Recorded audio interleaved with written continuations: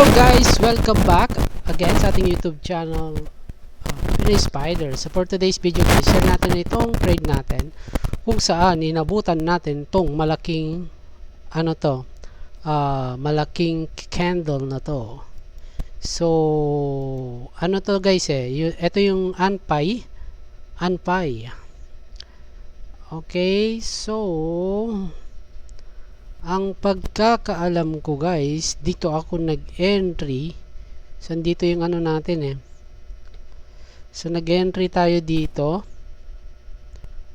Alright, hindi. Magulo na kasi to guys Basta yung ano guys, nakakita tayo ng bullish cross dun sa MACD.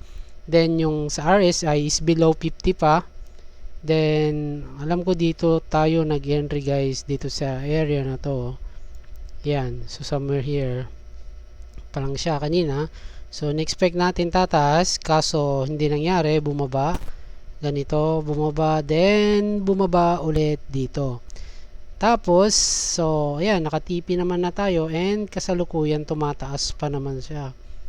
So eto guys, punta tayo ng 15-minute time frame. Yan. So dito tayo nag-pib.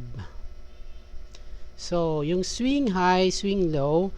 So eto, actually pangalawang entry ko na ito guys sa Anpay, kung di ako nagkakamali. Then ang tinarget natin is eto. So swing high, swing low. So tinarget natin is itong 382.382. So yan. So na-hit yung TP natin. So tignan natin guys kung ilan yung napanalunan natin. Okay, so pakita natin trade history natin guys. So eto, share. Ayun, so nakakuha tayo ng 77% dito sa Anpay. Okay, so kanina guys may trade din ako sa ibang coin naman. Anong coin to? Big Time. So actually dalawa. Okay, so far panalo yung mga trades natin today, 1, 2, 3, 4. So ilang trade din to guys? 4 lang. So pinakamalaki natin so far since since nag-start tayo mag-trade. So eto yung pinakamalaki, 77.37%. So actually guys, nag-start tayo sa 100 na capital. So ngayon actually na ilang beses din akong natalo. So ayan, madami akong talo. So ayan, may na-liquidate pa nga yan. So madami din tayong talo guys, kaya tayo umabot ng 98. So par nakakabawi-bawi naman na tayo.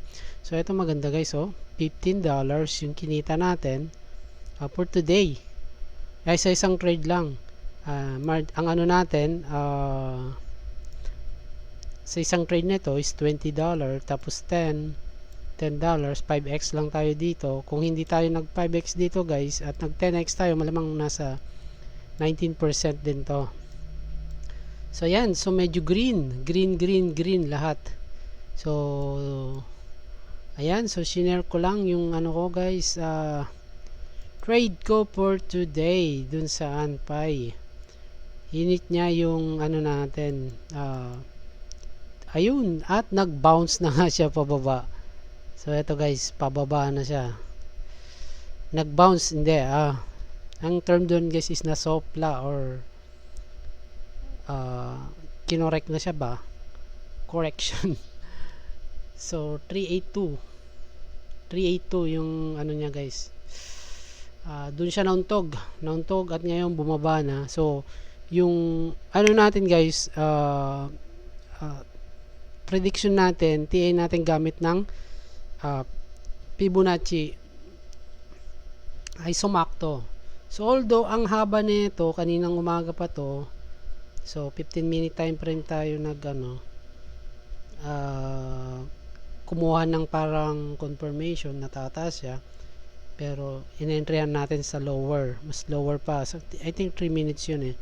So ayan, hinintay natin, nag-consolidate siya dito ng mahaba, bumaba pa, pero hindi ko binitawan guys. Then eto ang result, biglang tumaas at nag-pump, at ngayon ay nagda-dump na. So yun guys, thanks for watching, see you again sa next video natin. Bye bye.